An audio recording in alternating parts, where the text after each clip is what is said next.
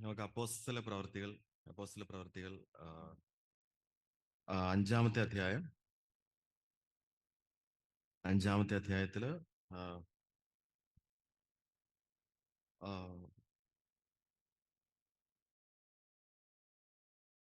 28ാമത്തെ വചനത്തില് ഇത് ക്രിസ്തീയ സഭയുടെ ആദ്യ ആ, നിങ്ങൾക്കറിയാവുന്നതുപോലെ ആദ്യകാലത്ത് നടന്ന ഒരു ഇൻസിഡന്റ് അവിടെ എഴുതിയിരിക്കുന്നത്. ആ, മഹാ മഹാപുരോഹിതൻ അവരോട്, പത്രോസ് അങ്ങനെയുള്ള ശിഷ്യന്മാരോട്, ഈ നാമത്തില്, അതായത് യേശുക്രിസ്തുവിന്റെ നാമത്തിൽ ഉപദേശിക്കരുത് എന്ന് ഞങ്ങൾ നിങ്ങളോട് പറഞ്ഞിട്ടുണ്ടല്ലോ. അപ്പോ പത്രോസ് അതിന് 29ാമത്തെ വചനത്തിൽ മറുപടി പറയുന്നു, ആ, മനുഷ്യരെക്കാൾ നമ്മൾ ദൈവത്തെ അനുഗ്രഹിക്കേണ്ടതാകുന്നു. ആ, അത് കഴിഞ്ഞ് 33ാമത്തെ ഇത് കേട്ടപ്പോൾ അവർ കോപ പരവശരായി അവരെ ഒടുക്കിക്കളയുവാൻ, അതായത് പത്രോസിനെയൊക്കെ കൊല്ലുവാൻ പാകത്തിന് അവര് ആ, കോപപരവശരായിരുന്നു എഴുതിയിരിക്കുന്നു. അപ്പോ ആ, ആ, 34ാമത്തെ വചനത്തില് സർവ്വജനത്തിന് ബഹുമാനമുള്ള ധർമ്മ ഉപദേഷ്ടാക്കളായ ഗമാലിയൽ എഴുന്നേറ്റു. ഗമാലിയൽ ഒരു പരീശനായിരുന്നു. പരീശൻ അല്ലെങ്കിൽ വേദത്തെക്കുറിച്ച്, വേദപുസ്തകത്തെക്കുറിച്ച് ഗ്രാഹ്യമുള്ളതും പഠിപ്പിക്കുന്നതുമായ പരീശൻ എഴുന്നേറ്റ് ഈ കൊല്ലാൻ പറഞ്ഞവരെ പുറത്താക്കാനായിട്ട് കൽപ്പിച്ചു. അല്ലെങ്കിൽ ഈ ശിഷ്യന്മാരെ, അത് വ്യക്തമല്ല അവിടെ. എന്നിട്ട് പറഞ്ഞു, ഇസ്രായേൽ പുരുഷന്മാരെ, ഈ മനുഷ്യരുടെ കാര്യത്തിൽ, അതായത് ഈ പത്രോസിനെ, ഈ ശിഷ്യന്മാരെയും അവരെ നിങ്ങൾ എന്ത് ചെയ്യാൻ പോകുന്നുവെന്ന് സൂക്ഷിച്ചു കൊള്ളുവിൻ. അതായത് ഇതാ ഇവിടെ കുറച്ച് പേര് എഴുന്നേറ്റ് യേശുക്രിസ്തുവിന്റെ നാമത്തിൽ പ്രസംഗിക്കുന്നു. ഇവരെ നിങ്ങൾ എന്ത് ചെയ്യാൻ പോകുന്നു എന്നുള്ള കാര്യം നിങ്ങൾ സൂക്ഷിച്ചു കൊള്ളുവിൻ. എന്നിട്ടൊരു ഉദാഹരണം പറഞ്ഞു. കുറച്ച് നാളുകൾക്ക് മുമ്പ് തദാസ് എന്നൊരുവൻ എഴുന്നേറ്റ് താൻ മഹാൻ എന്ന് നടിച്ചു. 400 പേർ അവനോട് കൂടെ കൂടി. എങ്കിലും അവൻ നശിക്കുകയും അവനെ അനുസരിച്ചവരെല്ലാം ചില്നി ഒന്നുമില്ലാതാകുകയും ചെയ്തു. അവന്റെ ശേഷം ഗലീലക്കാരനായ യൂദ ചാർത്തലിന്റെ കാലത്ത് എഴുന്നേറ്റ് ജനത്തെ തന്റെ പക്ഷം ചേരുവാൻ വശീകരിച്ചു. അവനും നശിച്ചു. അപ്പോ 2 പേര് എഴുന്നേറ്റു, ഒരു തദോസ് അല്ലെങ്കിൽ യൂദ. അവരോരോരുത്തരും എന്തൊക്കെയോ ചെയ്തു, പക്ഷേ ആ മൂവ്മെന്റ് നശിച്ചു പോയി. പക്ഷെ 38ാമത്തെ വചനത്തിൽ പറയുന്നുണ്ട്, ഈ മനുഷ്യരെ നിങ്ങളെ വിട്ട് ഒഴിഞ്ഞുകൊള്ളുവിൻ. അതായത് ഈ പത്രോസിനെയും ഈ മനുഷ്യരെ വിട്ട് നിങ്ങൾ ഒഴിഞ്ഞുകൊള്ളുവിൻ. അവിടെ ഒരു കാര്യം പറയുന്നത്, ഈ ആലോചനയോ പ്രവൃത്തിയോ മനുഷ്യം എന്ന് വരികിൽ അത് നശിച്ചു പോകും. ദൈവികമെങ്കിലോ നിങ്ങൾക്കത് നശിപ്പിക്കുവാൻ കഴിയുകയില്ല. അപ്പൊ ഈ വചനം, ഈ ഇദ്ദേഹം പറയുന്ന ഈ വചനം, അതായത് മാനുഷികമായ പ്രവൃത്തികൾ നശിച്ചു പോകും, പക്ഷെ ദൈവം ഒരു പ്രവൃത്തി തുടങ്ങിയാൽ അത് നശിപ്പിക്കുവാനായിട്ട് മനുഷ്യന് സാധ്യമല്ല. ഇപ്പൊ പല സമയത്ത് ഈ വചനം എനിക്ക് പല ക്രിട്ടിക്കൽ സാഹചര്യങ്ങളിലും ഈ വചനം എന്നെ ഒത്തിരി ബലപ്പെടുത്തിയിട്ടുണ്ട്. അപ്പോ മനുഷ്യൻ തുടങ്ങുന്ന പ്രവൃത്തികൾ, മനുഷ്യന്റെ മനസ്സിൽ നിന്ന് ദൈവത്തിന്റെ പ്രചോദനം ഇല്ലാതെ വരുന്ന പ്രവൃത്തികൾ, അത് നിലനിൽക്കില്ല. പക്ഷെ ദൈവം തുടങ്ങുന്ന പ്രവൃത്തികൾ അതൊരിക്കലും നശിപ്പിക്കാനായിട്ട് സാത്താനോ അല്ലെങ്കിൽ മറ്റ് മനുഷ്യർക്കോ സാധിക്കുകയില്ല. അപ്പോ ദൈവത്തിന്റെ പ്രവൃത്തികൾ നമ്മുടെ ജീവിതത്തിൽ തടയാൻ ഒരേ ഒരാൾക്കേ പറ്റുള്ളൂ. അത് നിങ്ങൾക്ക് മാത്രമാണ്. നിങ്ങൾ ദൈവത്തോട് മറുതലിച്ച് കീഴടങ്ങാതെ നിന്നാൽ, കാരണം ദൈവം ഒരു ഗോഡ് ഇസ് എ ജെന്റിൽമാൻ. ദൈവം ഫോഴ്സ് ചെയ്ത് ദൈവത്തിന്റെ വഴികൾ നമ്മുടെ മേല് അടിച്ചേൽപ്പിക്കില്ല. ദൈവം നമ്മുടെ ഉള്ളില് ദൈവത്തിന് നമ്മുടെ മനസ്സ്, നമ്മുടെ ഹൃദയം രൂപാന്തരപ്പെടുത്തി ദൈവത്തിനോട് പ്രതികരിക്കുന്ന രീതിയിലുള്ള ഒരു ഹൃദയമായിട്ട് ദൈവം നമ്മളെ രൂപാന്തരപ്പെടുത്തും. നമ്മുടെ പ്രതികരണം അനുസരിച്ച്, നമ്മുടെ കീഴടങ്ങളുടെ ആഴമനുസരിച്ച് ദൈവം നമ്മുടെ ജീവിതത്തിൽ പ്രവർത്തിക്കും. ഒരു വചനം കൂടെ, മത്തായിയുടെ സുവിശേഷം 4-ാമത്തെ അധ്യായം 14-15. മത്തായിയുടെ സുവിശേഷം 4-ാമത്തെ അധ്യായം 14-15.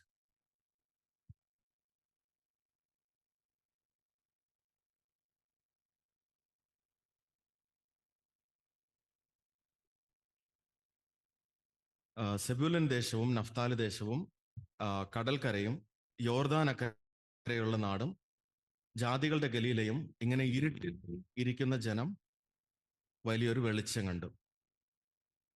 മരണത്തിന്റെ ദേശത്തിലും നിഴലിലും ഇരിക്കുന്നവർക്ക് പ്രകാശം ലഭിച്ചു. ഇവിടെ ഒരു ജനത്തെക്കുറിച്ച് പറയുന്നു, അവരിയ്ക്കുന്നത് മരണത്തിന്റെ നിഴലിന്റെ താഴ്വരയിലാണ്. പക്ഷെ അവർക്ക് പ്രകാശം ലഭിച്ചു. അപ്പോ ഒരു വചനം കൂടെ, യോഹന്നാന്റെ സുവിശേഷം 1-ാമത്തെ അധ്യായത്തിലെ 8-ാമത്തെ വചനം, 8-9.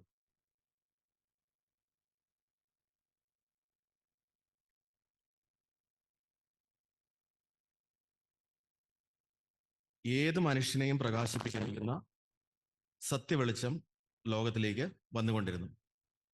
അതായത് ദൈവത്തിൽ നിന്ന് വരുന്ന വെളിച്ചം ഏത് മനുഷ്യനെയും പ്രകാശിപ്പിക്കാൻ പര്യാപ്തമാണ്. കുഞ്ഞുങ്ങളെ, ഞങ്ങൾ ഇവിടെ യൂത്ത് ക്യാമ്പിൽ വരുമ്പോൾ ഞങ്ങൾ വിശ്വസിക്കുന്നു, ഇത് മനുഷ്യന്റെ ബുദ്ധിയിലോ അല്ലെങ്കിൽ മനുഷ്യന്റെ പ്ലാനിങ്ങിലോ തോന്നിയ കാര്യമല്ല. അങ്ങനെയാണെന്നുണ്ടെങ്കിൽ ഇവിടെ നിന്ന് നിങ്ങളോട് വായ തുറക്കാൻ എനിക്ക് ധൈര്യമുണ്ടാകുമായിരുന്നില്ല. നിശ്ചയമായിട്ടും ദൈവം നിങ്ങൾക്ക് വേണ്ടി ഒരുക്കിയ ഒരു സമയമാണ്. ദൈവം നിങ്ങളുടെ ജീവിതത്തിൽ പ്രവർത്തിക്കുന്നുണ്ട്. ദൈവം നിങ്ങളുടെ സാഹചര്യങ്ങളിൽ പ്രവർത്തിക്കുന്നുണ്ട്. പക്ഷെ നിങ്ങൾ ഹൃദയം തുറന്നു കഴിയുമ്പോൾ ദൈവം നിങ്ങളുടെ ജീവിതത്തിൽ പ്രവർത്തിക്കും. അപ്പോൾ ഒരു വേദഭാഗത്ത് ഇങ്ങനെ പറയുന്നുണ്ട്, അതായത് സാത്താന്റെ പ്രവർത്തികൾ അഴിക്കാനാണ് ദൈവം പ്രത്യക്ഷപ്പെട്ടിരിക്കുന്നത്. അപ്പോ സാത്താൻ ഈ ലോകത്തിൽ ഒത്തിരി കൺഫ്യൂഷനും പല കാര്യങ്ങളും യുദ്ധങ്ങളും എല്ലാം ഉണ്ടാക്കുന്നുണ്ട്. പക്ഷേ അതെല്ലാം തുടർന്ന് പോകുന്നു. അത് കൂടുതൽ കാഠിന്യത്തോടെ വരികയല്ലാതെ. പക്ഷേ മറുവശത്ത് ലക്ഷക്കണക്കിന് കോടിക്കണക്കിന് ജനങ്ങള് പരിശുദ്ധാത്മാവിന്റെയും ദൈവവചനത്തിന്റെയും പ്രവർത്തികളിൽ അവര് രൂപാന്തരം പ്രാപിച്ച് അവരുടെ ജീവിതം മറ്റുള്ളവർക്ക് അനുഗ്രഹമാകുന്ന രീതിയിൽ ദൈവത്തിന് രൂപാന്തരം വരുത്താൻ സാധിക്കും. അതാണ് സാത്താന്റെ പ്രവർത്തികളെ ദൈവം അഴിക്കുന്നത്. ഇപ്പോൾ കഴിഞ്ഞ ഇന്നും ഇന്നലെയൊക്കെ ആയിട്ട് നിങ്ങൾ സമർപ്പണത്തെക്കുറിച്ചും പല കാര്യങ്ങളൊക്കെ കേട്ടിരുന്നു. ഞാൻ ഇന്ന് രാവിലെ അവിടെ ഞങ്ങൾ താമസിക്കുന്ന റൂമിന്റെ ഫ്രണ്ടിൽ നിന്നിട്ട് ഞാനും ബ്രദർ സുരേഷും കൂടെ ഒരു സെൽഫി എടുത്തു. അപ്പോൾ ഈ താഴെയുള്ള പിക്ചറൊക്കെ കിട്ടുന്ന രീതിയിൽ ഞാൻ ബ്രദറിനോട് പറയായിരുന്നു, ബ്രദർ ഇത് കോട്ടയാണോ വിശ്വസിക്കാൻ നമുക്ക് ബുദ്ധിമുട്ടുണ്ടെന്ന്. കാരണം മനോഹരമായ രീതിയിൽ ഈ ഒരു പക്ഷേ ഒരു 10-15 വർഷങ്ങൾക്ക് മുമ്പ് ഇതൊരു മൊട്ടക്കുന്ന് ആയിരുന്നിരിക്കണം. അപ്പോൾ ഏതോ ഒരു മനുഷ്യൻ വിഭാവന ചെയ്തു ഈ സ്ഥലം വാങ്ങിയിട്ട് കുറച്ച് ഏരിയ റെസിഡൻഷ്യൽ, കുറച്ച് ഏരിയ നമുക്കൊരു ചാപ്പലും ഹോളെല്ലാം പണിയാം.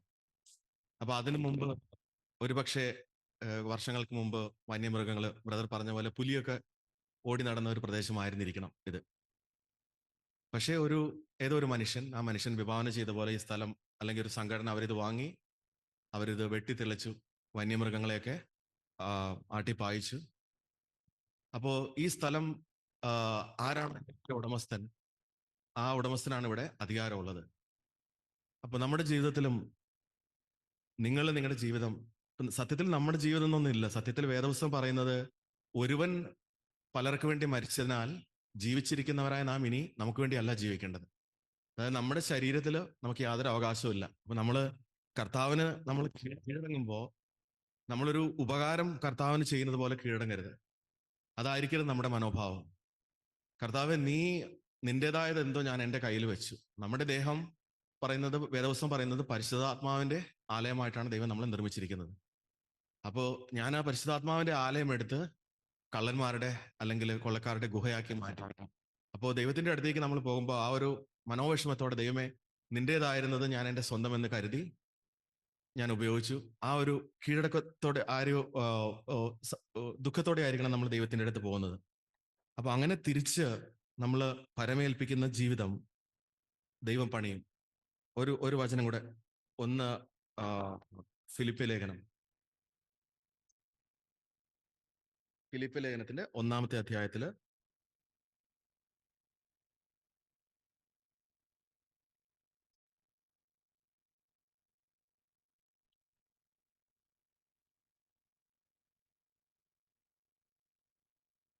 അവിടെ പറയുന്ന, നിങ്ങളിൽ നല്ല പ്രവൃത്തിയെ ആരംഭിച്ചവൻ അത് നിവർത്തിക്കും.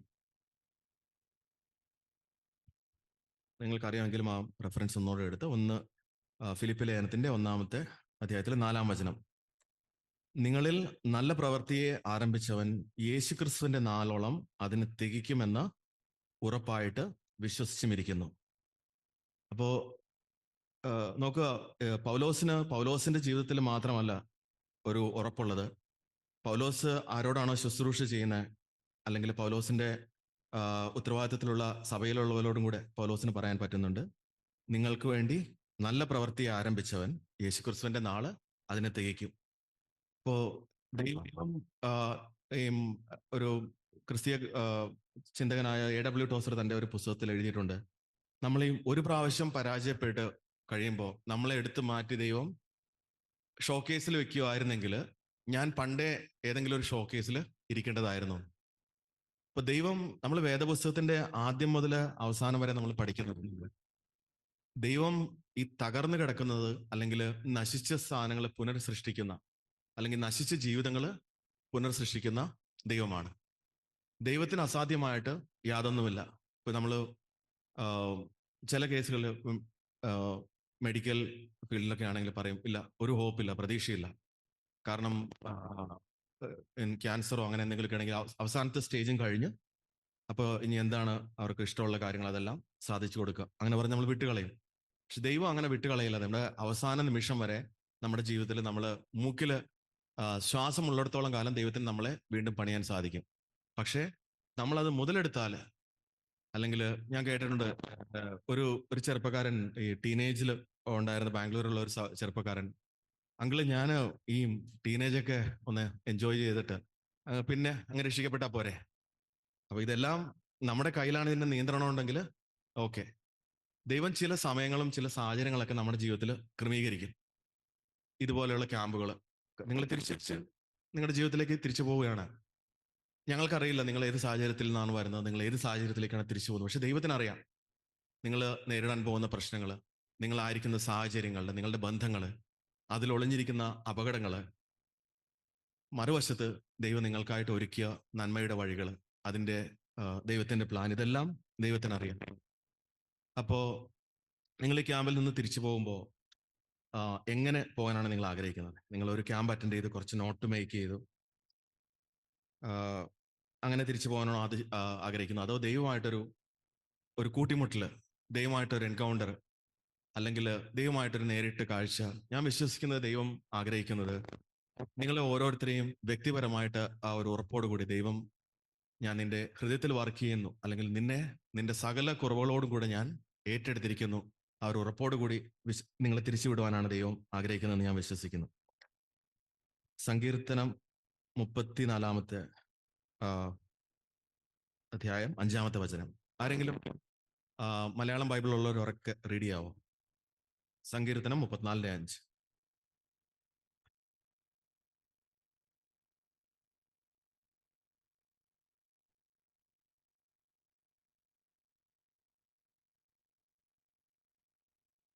അതായത് കർത്താവിന്റെ മുഖത്തേക്ക് നോക്കിയവര് അവരുടെ മുഖം പ്രകാശിതരായി, അവര് ലജ്ജിച്ചു പോയുമില്ല. നിങ്ങൾ ഇന്നലെ നമ്മള് യോഹന്നാന്റെ സുവിശേഷത്തിൽ 4-ാം അധ്യായത്തിൽ നമ്മൾ സമരിട്ടൻ വുമന്റെ കഥ നമ്മൾ കേട്ടു അല്ലെ? അപ്പോ സമരിട്ടൻ വുമൺ അവിടെ എഴുതിയിട്ടുണ്ട്, ആ സമരിട്ടൻ വുമന്റെ സാക്ഷ്യത്തിലൂടെ അനേകരെ വിശ്വസിച്ചു എന്ന്. അത് യോഹന്നാന്റെ സുവിശേഷം 4-ാം അധ്യായത്തില്, യോഹന്നാന്റെ സുവിശേഷം 4-ാം അധ്യായത്തില്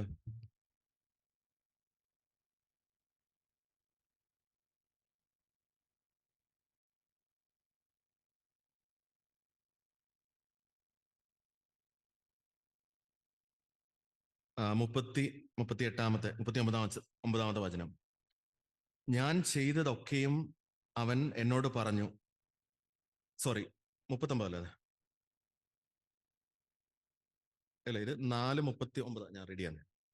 ഞാൻ ചെയ്തതൊക്കെയും അവൻ എന്നോട് പറഞ്ഞു എന്ന സ്ത്രീ സാക്ഷ്യം പറഞ്ഞ വാക്ക് നിമിത്തം ആ പട്ടണത്തിലെ പല ശമര്യരും അവനിൽ വിശ്വസിച്ചു, യേശുക്രിസ്തുവിൽ വിശ്വസിച്ചു.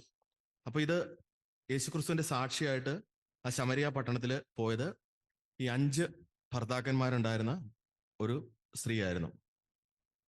നിങ്ങൾ കർത്താവ് ആ സ്ത്രീയുമായിട്ടുള്ള, നമ്മൾ പറഞ്ഞില്ലേ ദൈവം നമ്മളെ ആ, ആയിട്ടുള്ള ഡീലിങ്ങിനെ കുറിച്ച് പറയാണ്. ആ, ഇന്നലെ ബ്രദർ സംസാരിച്ചപ്പോൾ പറയായിരുന്നു, നമ്മളാണെങ്കിൽ ഒരാളോട് സംസാരിക്കുമ്പോൾ എന്തെങ്കിലും ഒരു ചെറിയ ഒരു ഗ്യാപ്പ് കിട്ടിയ കുത്തി കുത്തി കുത്തി മാക്സിമം വിവരം കിട്ടാനായിട്ട് ശ്രമിക്കും. പക്ഷെ കർത്താവ് അങ്ങനെയല്ല ഡീൽ ചെയ്തത്. കർത്താവ് ഈ മുടിയനായ പുത്രൻ പോലും തിരിച്ചു വന്നപ്പോ അവിടെ എഴുതിയിരിക്കുന്നത്, പിതാവ് തന്റെ പുത്രന്റെ ഈ കൺഫെഷൻ പൂർത്തിയാക്കാൻ പോലും അനുവദിക്കുന്നതിന് മുമ്പ് അവനെ കെട്ടിപ്പിടിച്ച് അവന് ആ, വസ്ത്രം കൊടുത്ത് അവനെ അകത്തേക്ക് ക്ഷണിച്ചു. ഇവിടെ കർത്താവ് അവന്റെ, ഞാൻ വിശ്വസിക്കുന്ന ഈ സ്ത്രീയോടുള്ള പെരുമാറ്റത്തില് ഉള്ളിലുള്ള ഒരു മാനസാന്തരം ദൈവം ശ്രദ്ധിച്ചു, ഉള്ളിലുള്ള ഒരു വിഷമം ദൈവം ശ്രദ്ധിച്ചു. അതനുസരിച്ച് ദൈവം ആ സ്ത്രീയോട് ഡീൽ ചെയ്തു. പക്ഷേ നമ്മൾ വായിക്കുന്നുണ്ട് അവിടെ 6-ാം മണി നേരത്താണ് അവിടെ വെള്ളം എടുക്കാൻ പോയത്, അല്ലേ? 6-ാം മണി നേരം എന്ന് വെച്ചാൽ ഉച്ച സമയത്താണ് വെള്ളം എടുക്കാൻ പോയത്. അപ്പൊ എന്തുകൊണ്ടായിരിക്കും അവര് ഈ സ്ത്രീ 6-ാം മണി നേരത്ത് പോകുന്നത്? കാരണം രാവിലെ അവിടെ ചെല്ലുമ്പോൾ മറ്റുള്ളവരെല്ലാവരും വരുന്ന സമയമാണ്. അവിടെ മറ്റുള്ള സ്ത്രീകളെ അല്ലെങ്കിൽ മറ്റുള്ളവരെ അഭിമുഖീകരിക്കാനായിട്ട് വിഷമമായിരുന്നിരിക്കണം. അപ്പൊ അതുകൊണ്ട് അവൾ തീരുമാനിച്ചു, ഇല്ല, ആരും ഇല്ലാത്ത സമയത്ത് പോവാം. അപ്പൊ എങ്ങനെയാണ് ഇങ്ങനെയുള്ള ഒരു സ്ത്രീ ഒരു പട്ടണത്തിൽ ചെന്ന് ഒരു ലജ്ജയുമില്ലാതെ തന്റെ സാക്ഷ്യം പറയാൻ പാകത്തിന് ദൈവം അവളെ ഉറപ്പിക്കുന്നത്? ഒരു കാര്യം നിങ്ങൾ ശ്രദ്ധിക്കട്ടെ. അപ്പോസ്തല പ്രവൃത്തികളിൽ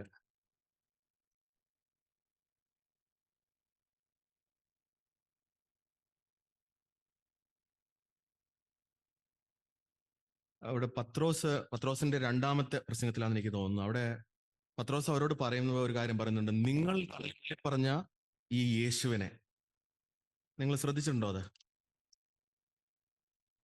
നിങ്ങൾ തള്ളിക്കളഞ്ഞ ഈ യേശുവിനെ. 3-ാമത്തെ അധ്യായത്തില് 14-ാമത്തെ വചനം, പരിശുദ്ധനും നീതിമാനുമായവനെ നിങ്ങൾ തള്ളിപ്പറഞ്ഞു, ജീവനായകനെ നിങ്ങൾ കൊന്നുകളഞ്ഞു. ഈ പത്രോസ് എഴുന്നേറ്റ് നിന്ന് ഒത്തിരി ആൾക്കാരോട് പ്രസംഗിക്കുകയാണ്, ഈ യേശുക്രിസ്തുവിനെ നിങ്ങൾ തള്ളിപ്പറഞ്ഞു എന്ന്. ഇപ്പൊ യേശുക്രിസ്തുവിനെ കുറച്ച് ദിവസങ്ങൾക്ക് മുമ്പ് തള്ളിപ്പറഞ്ഞ ആരാ? അത് പത്രോസ് തന്നെയാ തള്ളിപ്പറഞ്ഞേ. അപ്പൊ ഈ 3 ദിവസം മുമ്പ് തള്ളിപ്പറഞ്ഞ പത്രോസ് എഴുന്നേറ്റ് ആയിരക്കണക്കിന് ആൾക്കാരുടെ മുമ്പിൽ നിന്നിട്ട് അവരോട് വിരൽ ചൂണ്ടി നിങ്ങൾ തള്ളിപ്പറഞ്ഞു എന്ന് എങ്ങനെയാ പറയുന്നത്? പത്രോസ് ഒരു ഹിപ്പോക്രേറ്റ് ആയിരുന്നു ആ സമയത്ത്. കുഞ്ഞുങ്ങളെ, ദൈവത്തിന്റെ നീതീകരണം, യേശുക്രിസ്തുവിന്റെ രക്തം നമ്മുടെ സകല പാപങ്ങളും പോക്കി ശുദ്ധീകരിക്കുന്നു. അതുകൂടാതെ ദൈവം തന്റെ നീതി വസ്ത്രം നമ്മളെ അണിയിക്കുന്നു. ഇത് നമ്മൾ വില കുറച്ച് കാണരുത്. അപ്പോ നിങ്ങൾ ശ്രദ്ധിക്കുക, നിങ്ങളുടെ പാപങ്ങളെ ഏറ്റുപറഞ്ഞ് നിങ്ങളുടെ ജീവിതം സമർപ്പിക്കുമ്പോൾ ദൈവം നിങ്ങളുടെ മേലെ നമ്മുടെ സകല പാപങ്ങളും ക്ഷമിക്കുന്നു, ദൈവം നമ്മളെ നീതീകരിക്കുന്നു. ആ ദൈവത്തിന്റെ നീതിവസ്ത്രം ധരിച്ചാണ് നമ്മൾ പിതാവിന്റെ മുമ്പിൽ നിൽക്കുന്നത്. യേശുക്രിസ്തു തന്ന യേശുക്രിസ്തു, അതുകൊണ്ടാണ് നമ്മൾ യേശുക്രിസ്തുവിന്റെ നാമത്തിൽ അപേക്ഷിക്കുന്നത്.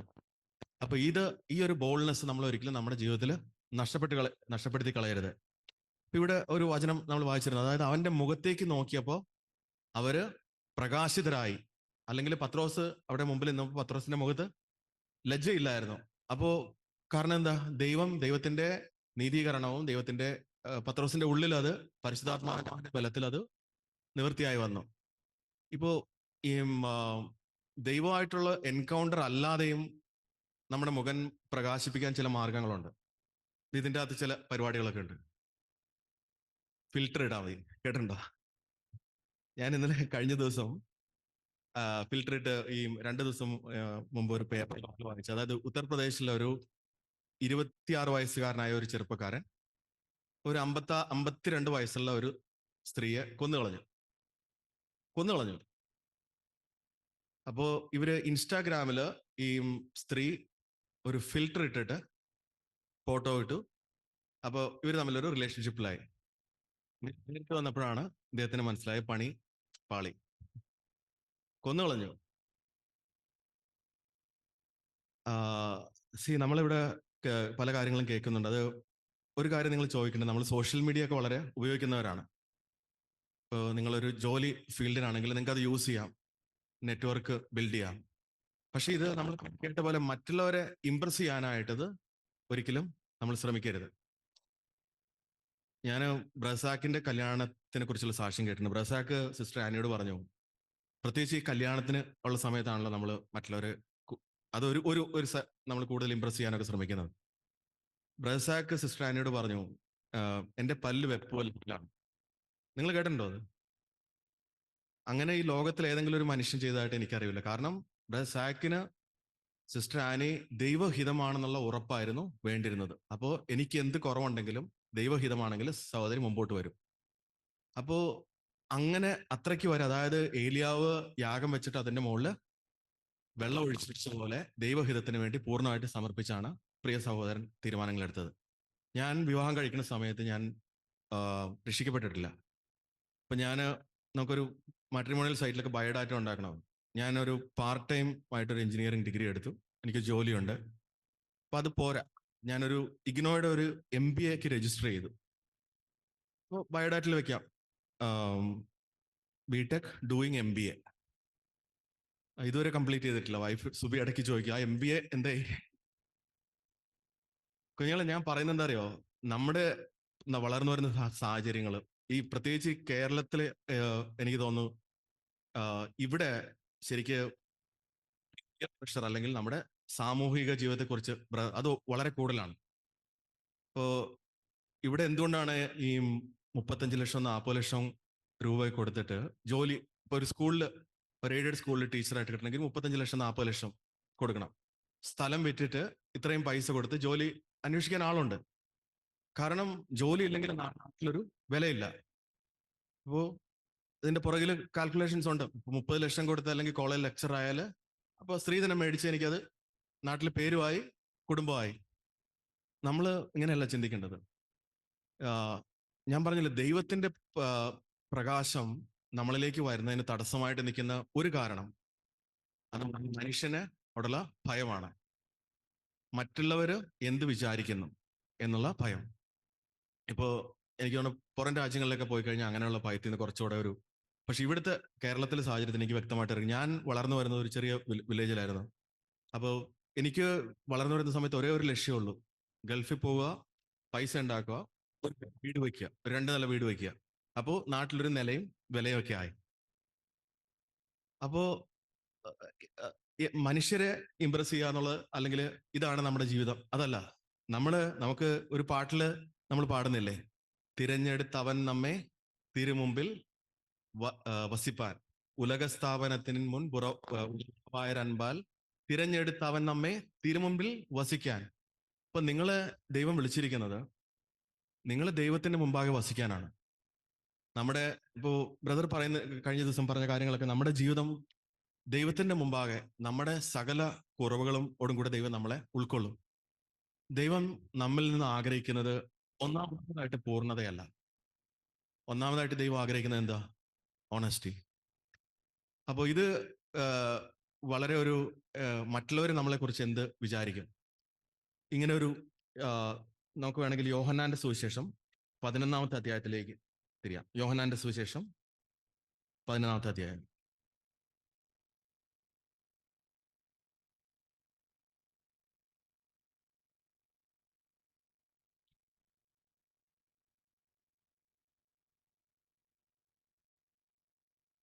അത് 39-ാമത്തെ വചനം. 11-ാമത്തെ അധ്യായത്തിലെ 39-ാമത്തെ വചനം. നിങ്ങൾക്ക് കഥ അറിയാം.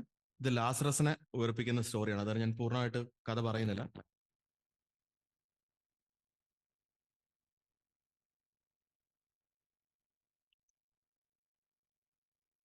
39-ാമത്തെ വചനം. കല്ല് നീക്കുവിൻ എന്ന് യേശു പറഞ്ഞു. മരിച്ചവന്റെ സഹോദരിയായ മാർത്ത, കർത്താവെ, നാറ്റം വെച്ചു തുടങ്ങി, 4 ദിവസമായല്ലോ എന്ന് പറഞ്ഞു. അപ്പോൾ ഇതിനു മുമ്പ് യേശു ക്രിസ്തുവിന്റെയും മാർത്തയും തമ്മിലുള്ള കോൺവെർസേഷൻ നിങ്ങൾക്ക് ശ്രദ്ധിക്കുമ്പോൾ അറിയാം, മാർത്തയ്ക്ക് ഒത്തിരി കാര്യങ്ങൾ അറിയാം.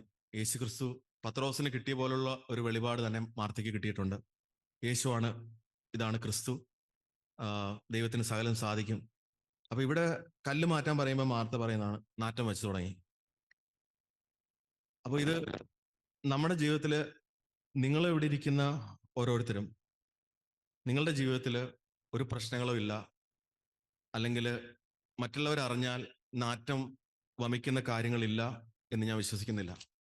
കാരണം നിങ്ങളുടെ പ്രായം, നിങ്ങൾ കടന്നു പോകുന്ന സാഹചര്യങ്ങൾ അതാണ്. അതിന്റെ അർത്ഥം നിങ്ങളെല്ലാം മോശക്കാരാണെന്ന് ഞാൻ ചിന്തിക്കുകയല്ല. അല്ല, നിങ്ങൾ ദൈവം നിങ്ങളിൽ വർക്ക് ചെയ്യുന്നുണ്ട്. അപ്പോൾ ചില സാഹചര്യങ്ങളിൽ ദൈവം നമ്മളെ പരീക്ഷിക്കും. യഹോവ ദൈവമാണ് നമ്മളെ രക്ഷിക്കുന്നത്. സങ്കീർത്തനം 121 പറയുന്നു, ഞാൻ പർവ്വതങ്ങളിലേക്ക് നോക്കി, എന്റെ രക്ഷ പർവ്വതങ്ങളിൽ നിന്നല്ല വരുന്നത്, എന്റെ രക്ഷ വരുന്നത് യഹോവയിൽ നിന്നാണ്. ദൈവമാണ് നമ്മുടെ ജീവിതത്തിൽ പ്രവർത്തിക്കുന്നത്. പക്ഷേ ദൈവം മനുഷ്യരെ ഉപയോഗിക്കും. ഇപ്പോൾ ചില കാര്യങ്ങളിൽ, ചില നമ്മൾ കടന്നു പോകുന്ന കാര്യങ്ങളിൽ നമുക്ക് മറ്റുള്ളവരിലൂടെ ദൈവം നമ്മൾ ഇടപെടും. അപ്പോൾ നമ്മൾ അങ്ങനെയുള്ള കാര്യങ്ങളിൽ കൗൺസിലിംഗ് എടുക്കാനായിട്ട് മടിക്കുകയോ തുറന്ന് മറ്റുള്ളവരോട് സംസാരിക്കാനായിട്ട് മടി കാണിക്കുകയോ ചെയ്താൽ നമുക്കൊരിക്കലും അതിൽ നിന്ന് വിടുതൽ കിട്ടാൻ ചാൻസ് കുറവാണ്. ഞാൻ പ്രോവർബ്സ് 29-25 പ്രോവർബ്സ് 29-25 മനുഷ്യഭയം ഒരു കെണിയാകുന്നു, യഹോവയിൽ ആശ്രയിക്കുന്നവനോ രക്ഷ പ്രാപിക്കും. മനുഷ്യഭയം ഒരു കെണിയാകുന്നു, യഹോവയിൽ ആശ്രയിക്കുന്നവനോ രക്ഷ പ്രാപിക്കും. അപ്പോൾ മനുഷ്യൻ നമ്മളെക്കുറിച്ച് എന്ത് ചിന്തിക്കും എന്നുള്ള ഭയമാണ് നമ്മളെ ഭരിക്കുന്നതെങ്കിൽ അത് നമ്മുടെ ജീവിതത്തിൽ അതൊരു കെണിയായിട്ട് വരും. പക്ഷേ നമ്മൾ യഹോവയിൽ ആശ്രയിച്ച് അതിനുള്ള സഹായം തേടുകയാണെങ്കിൽ ദൈവം നമ്മളെ അതിൽ നിന്ന് വിടുവിക്കും. ഇപ്പോൾ ഞാൻ കഴിഞ്ഞ വർഷങ്ങളിൽ ബാംഗ്ലൂർ ചർച്ചിലായിരുന്ന സമയങ്ങളിൽ പല ആദ്യത്തെ ഒരു 4-5 കാലവർഷം ചർച്ചിലുണ്ടായിരുന്ന സമയത്ത് മുതിർന്ന സഹോദരന്മാരോട് എൻ്റെ ജീവിതത്തിലെ കാര്യങ്ങൾ തുറന്നു പറയാനും അതിനൊരു കൗൺസിലിംഗ് എടുക്കാനൊക്കെ എൻ്റെ ഉള്ളിൽ ഭയങ്കരമായ ഭയമായിരുന്നു. ഒരു ദിവസം ഞാൻ ഓർക്കുന്നുണ്ട്, ഞങ്ങൾ കുടുംബമായിട്ട് ബ്രസാക്കിൻ്റെ വീട്ടിൽ വിസിറ്റ് ചെയ്യാൻ പോയി. അപ്പം ഞാനും സുബിയും മാക്സിമം ബ്രസാക്കിനെ ഇമ്പ്രസ് ചെയ്യാനുള്ള ശ്രമത്തിൽ ഇരിക്കുക. പിള്ളേരെ നല്ല രീതിയിൽ ഇരുത്തുന്നു. പിള്ളേരാണെങ്കിൽ സകല കരച്ചിലും ബഹളവും. ബ്രസാക്ക് എന്ത് ചിന്തിക്കും, ഞങ്ങളുടെ പിള്ളേര് അനുസരണയല്ലോ. കുറച്ച് കഴിഞ്ഞപ്പോൾ ഞാൻ നോക്കിയപ്പോൾ എൻ്റെ മൂത്ത മോൻ പോയി ബ്രസാക്കിനോട് അടുത്ത് ബ്രസാക്ക് തോളെ കൈയിട്ട് വളരെ ഫ്രീ ആയിട്ട് സംസാരിക്കുന്നു. അപ്പൊ എനിക്ക് ആ ഒരു ഫ്രീഡം കിട്ടിയില്ല. ഞാൻ തിരിച്ചു വന്നപ്പോ എന്ത് ഫ്രീഡത്തിലാണ് ഈ കുഞ്ഞുങ്ങള് മുതിർന്ന സഹോദരന്മാരോട് ഇടപെടുന്നത്. ഇപ്പൊ നമ്മുടെ കൗൺസിലിങ്ങിന് പോകുമ്പോൾ അല്ലെങ്കിൽ എന്തെങ്കിലും ഒരു ഹെൽപ്പ് എടുക്കാൻ നമ്മൾ ചിന്തിക്കണേ, അയ്യോ ഇവർക്ക് നമ്മളെ പറ്റി എല്ലാം അറിയാം, ഇപ്പൊ തന്നെ എല്ലാം കുളമാവും, അതുകൊണ്ട് ഇച്ചിരി ഒരു ഗ്യാപ്പ് ഇട്ട്, മറ്റേ പത്രോസ് യേശുക്രിസ്തുവിനെ പിന്തുടർന്ന് അറിഞ്ഞല്ലോ, ഇച്ചിരി ഒരു ഗ്യാപ്പ് ഇട്ട് പ്രൈസ് ലോർഡ് ബ്രദർ. കുഞ്ഞുങ്ങൾ നമ്മുടെ ഇന്ന് ഞാനിവിടെ യൂത്ത് ക്യാമ്പിൽ വരാനൊരു കാരണം, ഒന്ന് ഇന്നലെ ഞാൻ സുബിയോട് പറയാം, സുബി ഞാൻ പോവാ, എനിക്കൊന്ന് ജോർജ് വിൻസെന്റ് ബ്രദറൊക്കെ ഉണ്ട്, അവരെ കാണും. നിങ്ങളുടെ ജീവിതത്തിൽ കുഞ്ഞുങ്ങളെ ഒത്തിരി ആൾക്കാരെ പറ്റി നിങ്ങളിവിടെ കേട്ടു പഠിച്ചു, അല്ലെങ്കിൽ ദൈവത്തിൽ ആശ്രയിച്ച് ജീവിക്കുന്ന അനേകം മനുഷ്യരെ സാക്ഷികളായിട്ട് ദൈവം നമ്മുടെ മുമ്പിൽ വെച്ചിട്ടുണ്ട്. അപ്പൊ ഇവരുടെ ജീവിതത്തിൽ കാണുമ്പോൾ, ഇവരെ പറ്റി കേൾക്കുമ്പോൾ, ഇതെല്ലാം നമ്മുടെ ജീവിതത്തിൽ ഒരു ദൈവത്തെ അറിയാനുള്ള ഒരു ദാഹമായിട്ട് മാറ്റും. ദൈവത്തിന് അങ്ങനെ ചെയ്യാൻ കഴിയും. അപ്പൊ അതുകൊണ്ട് ഒരു കൗൺസിലിങ്ങിനോ ഒരവസരവും നിങ്ങൾ നഷ്ടപ്പെടുത്തി കളയരുത്. നിങ്ങൾ ഈ പൗലോസിന്റെ ജീവിതത്തിൽ ഓർക്കുന്നുണ്ടോ? പൗലോസ് ദൈവത്തിനെതിരെ പോയിക്കൊണ്ടിരിക്കുകയായിരുന്നു. പൗലോസിന് ദൈവം പ്രത്യക്ഷപ്പെട്ടു. പൗലോസിനോട് എന്താ ദൈവം പറഞ്ഞത്? നീ ഇന്ന പട്ടണത്തിലേക്ക് പോകുവിൻ. വേറെ എന്തെങ്കിലും പറഞ്ഞോ? പൗലോസിന്റെ ജീവിതത്തെക്കുറിച്ചുള്ള പൂർണ്ണമായ രൂപരേഖ ദൈവം കൊടുത്തിരുന്നോ അവിടെ? ഇല്ല. ഒറ്റ കാര്യം പറഞ്ഞുള്ളൂ, നീ ഇന്ന സ്ഥലത്തേക്ക് പോകുവിൻ.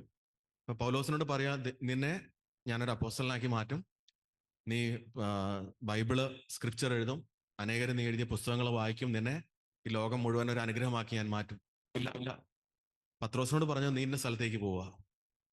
അപ്പോ അവിടെ വേറെ അനന്യാസ് പറഞ്ഞുള്ളൊരു ശിഷ്യൻ അവിടെ ഉണ്ടായിരുന്നു. ഞാൻ അതിലേക്ക് ഡീറ്റെയിൽ ആയിട്ട് പോകുന്നില്ല. അപ്പൊ അനന്യാസ് പറയുന്നുണ്ട്, ശൗലെ ഞാൻ വന്നത് നിന്നെ പരിശുദ്ധാത്മാവിനാൽ നിറയ്ക്കാനാണ്, അല്ലെങ്കിൽ ദൈവം അതിനുവേണ്ടി എന്നെ അയച്ചിരിക്കുന്നത്. അപ്പൊ ദൈവം ഒരു അനന്യാസ് എന്ന് പറഞ്ഞ ഒരു ശിഷ്യനെ പൗലോസിന്റെ ജീവിതത്തില് പരിശുദ്ധാത്മാ നിറവിന് വേണ്ടി ഉപയോഗിച്ചു. അപ്പോ പൗലോസ് ഒറ്റയ്ക്ക് അല്ലെങ്കിൽ ഒരു ഫുൾ സ്പീഡിൽ സ്വന്തം വഴി നടന്നുകൊണ്ടിരുന്നതാണ്. അപ്പൊ ഒന്നാമത്തെ കാര്യം പൗലോസിനെ ദൈവം പഠിപ്പിക്കാൻ ആഗ്രഹിച്ചത് കീഴടക്കുക, അധികാരത്തിന് കീഴടങ്ങിയിരിക്കുക. അതിന്റെ അർത്ഥം നമ്മൾ എല്ലാവരും പറയുന്ന കാര്യങ്ങൾ നമ്മൾ പ്രതികരിക്കാതെ അല്ലെങ്കിൽ നമ്മുടെ കാര്യങ്ങൾ ക്ലാരിഫൈ ചെയ്യാതെ യെസ് മാൻ അല്ലെങ്കിൽ അങ്ങനെ ആയിത്തീരണം എന്നല്ല. ഈ നമ്മുടെ സാം മനീക്ഷ എന്ന് പറഞ്ഞൊരു മിലിറ്ററി ലീഡർ ഇന്ത്യയിലുണ്ടായിരുന്നു. ഹി വാസ് ഒരു ഫീൽഡ് മാർഷൽ ആയിരുന്നു അദ്ദേഹം. ഇന്ദിരാഗാന്ധി അദ്ദേഹത്തോട് പറഞ്ഞു, നിങ്ങൾ ഇന്ന സമയത്ത് അതിർത്തിയിലേക്ക് പോകണം എന്ന് പറഞ്ഞപ്പോൾ അദ്ദേഹം എന്തിനാ അതിൽ പറഞ്ഞു, ഇപ്പൊ പോകാൻ പറ്റില്ല. അല്ലെങ്കിൽ ഒരു പ്രൈം മിനിസ്റ്ററിന്റെ ഓർഡർ ഡിസൊബേ ചെയ്യുക എന്ന് പറഞ്ഞാൽ ഇറ്റ്സ് നോട്ട് ഈസി ഫോർ ഒരു military officer. But he took A stand. He explained, if I go now we will loose, because we have നമ്മുടെ ആർമീനെ നമ്മൾ പല സ്ഥലത്തും ഡിപ്ലോയ് ചെയ്തേക്കുവാണ്. അപ്പോൾ ഈ സാമാന്യക്ഷ ഒരു കാര്യം പറഞ്ഞിട്ടുണ്ട്, yes man is A dangerous man. Yes മാൻ എന്ന് പറഞ്ഞാൽ എല്ലാ കാര്യത്തിനും ഓക്കെ ബ്രദർ അങ്ങനെ പറഞ്ഞ് അങ്ങനെ ആയിരിക്കരുത് നമ്മൾ. ഇപ്പൊ ശൗല് തോറും ഈ കീഴടങ്ങിയിരുന്നെങ്കിലും ഗലാത്യ ലേഖനത്തിന് നമ്മൾ വായിക്കുന്നുണ്ട്, അവിടെ പത്രോസിന്റെ ഭാഗത്തു നിന്നൊരു വീഴ്ച വരുമ്പോൾ മറ്റുള്ളവരുടെ മുമ്പിൽ വെച്ച് അത് തുറന്ന് ചോദിക്കാനുള്ള ഒരു ധൈര്യം ബലവും പൗലോസിന് ദൈവം കൊടുത്തു. അപ്പൊ ഇതെല്ലാം ദൈവം രൂപാന്തരപ്പെടുത്തിയ ജീവിതങ്ങളാണ്. അപ്പൊ ദൈവത്തിനെ ഏൽപ്പിച്ചു കൊടുക്കുന്ന ദൈവം രൂപാന്തരപ്പെടുത്തും. നിങ്ങൾക്ക് നിങ്ങളുടെ ജീവിതത്തിൽ ഒരു 10 വർഷം കഴിയുമ്പോൾ 20 വർഷം കഴിയുമ്പോൾ എങ്ങനെയായിരിക്കും എന്നുള്ള പിക്ചർ ഒരുപക്ഷെ നിങ്ങൾക്ക് കിട്ടില്ല. പക്ഷെ ഇപ്പൊ നിങ്ങളോട് ദൈവം പറയുന്നത് വ്യക്തമായിട്ട് നിങ്ങളുടെ ജീവിതം അല്ലെങ്കിൽ നിങ്ങളുടെ ഒരു പൂർണ്ണമായിട്ട് ദൈവത്തിന് സമർപ്പിക്കുക. 2, നിങ്ങളുടെ ജീവിതത്തിൽ നിങ്ങൾ പുറത്ത് അറിഞ്ഞാൽ നാറ്റം വമിക്കുന്ന കാര്യങ്ങൾ നിങ്ങളുടെ ജീവിതത്തിലുണ്ടെങ്കിൽ ഭയപ്പെടാതെ നിങ്ങൾ അതിനെക്കുറിച്ച് അതിനുവേണ്ട കൗൺസിലിംഗ് എടുക്കുക. മുതിർന്ന സഹോദരന്മാരോടോ അല്ലെങ്കിൽ ഒന്ന് മറ്റുള്ള കാര്യങ്ങൾ ഈ പറഞ്ഞ പോലെ മറ്റുള്ളവരെ ഇംപ്രസ് ചെയ്യാതെ ദൈവം മുമ്പാകെ ഒരു ജീവിതം. ഏറ്റവും ഒരു പാട്ടിൽ നമ്മൾ പറയുന്നുണ്ട്, അവൻ അടിമ അനുഭവിക്കും പോലെ സ്വാതന്ത്ര്യം പോലെ വേറൊരു സ്വാതന്ത്ര്യമില്ല എന്ന്. നിങ്ങൾ കേട്ടിട്ടുണ്ടോ ആ പാട്ട്? സ്നേഹച്ചരടുകളാൽ എന്നെ യേശു ചേർത്ത് ബന്ധിച്ചു. അതിലൊരു വരിയാണ്, അവൻ അടിമ അനുഭവിക്കും പോലെ വേറെ സ്വാതന്ത്ര്യമൊന്നുമില്ല എന്ന്. അപ്പോ മനുഷ്യഭയം ഒരിക്കലും വേണ്ടിയാവുന്നു. മനുഷ്യനെ ഭയപ്പെടാതെ ദൈവത്തെ ഭയപ്പെടുക. ബൈബിളിൽ പറയുന്നുണ്ട്, യെശയ്യാ പ്രവാചകന്റെ അതിന്റെ ലിവിങ് വേർഷനിൽ ഇങ്ങനെ പറയുന്നുണ്ട്, if you fear God you need fear nothing else. ദൈവത്തെ നിങ്ങൾ ഭയപ്പെടുകയാണെങ്കിൽ നിങ്ങൾ മരണത്തെയോ അല്ലെങ്കിൽ മനുഷ്യനെയോ അല്ലെങ്കിൽ സാഹചര്യത്തെയോ ഫാമിനോ അങ്ങനെ ഒരു കാര്യം നിങ്ങൾ ഭയപ്പെടേണ്ട ആവശ്യമില്ല. കാരണം ദൈവഭയം നിങ്ങളെ കരുതും. അപ്പോ നമ്മുടെ പാഠപുസ്തകത്തിലൊരു പാട്ടുണ്ട്, ഈ സമയത്ത് നമുക്ക് എഴുന്നേറ്റ് നിന്ന് പാട്ട് പാടി ദൈവത്തിന് നമ്മളെ തന്നെ ഒന്നുകൂടി സമർപ്പിക്കാം. നിങ്ങൾ ഓർക്കുക കുഞ്ഞുങ്ങളെ, ഇത് ദൈവമാണ് നിങ്ങളെ വിളിക്കുന്നത്. ദൈവം നിങ്ങളെ വിളിക്കുന്ന വ്യക്തിപരമായിട്ട് ദൈവം നിങ്ങളെ തിരഞ്ഞെടുത്തിരിക്കുന്നു. ഇപ്പൊ ഞാൻ CFC ചർച്ചിലല്ല ഞാൻ വളർന്നു വന്നത്. ഞാനൊരു ദൈവഭയമില്ലാത്ത അല്ലെങ്കിൽ അവിശ്വാസികളുള്ള കുടുംബത്തിലാണ് വളർന്നു വന്നത്. അപ്പൊ ദൈവം ഇപ്പൊ എന്നോട് ചോദിക്കുകയാണ്, നിനക്ക് വീണ്ടും ജീവിക്കാൻ വീണ്ടും വളർന്ന് ഞാൻ നിനക്കൊരു ചോയ്സ് തരുവാണ്. ഞാൻ ഉറപ്പായിട്ടും പറയും, ദൈവമേ CFCയിൽ ഉള്ള മാതാപിതാക്കളുടെ കുടുംബത്തിൽ എനിക്ക് ജനിക്കണം. പക്ഷേ ഉറപ്പായിട്ടും ഞാൻ അങ്ങനെ ദൈവത്തോട് പറയും. നിങ്ങൾ പക്ഷെ ഇതൊരു തോന്നുന്നുണ്ടാവും, ഓ എന്തൊരു കഷ്ടപ്പാടാ, അവരെന്ത് സ്ട്രിക്റ്റാ, എന്റെ മക്കൾ ഉൾപ്പെടെ ഇങ്ങനെ ചിന്തിക്കും. പക്ഷെ നിങ്ങൾ നിത്യതയിൽ നിങ്ങൾ എത്തുമ്പോൾ നിങ്ങളിത് മനസ്സിലാക്കുക. ദൈവത്തിന് നന്ദി പറയും, ദൈവമേ എന്റെ മാതാപിതാക്കൾക്കായിട്ട് ഞാൻ നന്ദി പറയുന്നു, എന്നെ ഒരുക്കിയ സാഹചര്യത്തിന് ഞാൻ നിനക്ക് നന്ദി പറയുന്നു. അപ്പൊ ഇപ്പോ നിങ്ങൾക്ക് അത് വിശ്വാസത്താൽ നിങ്ങൾക്ക് അത് നന്ദി പറയാം.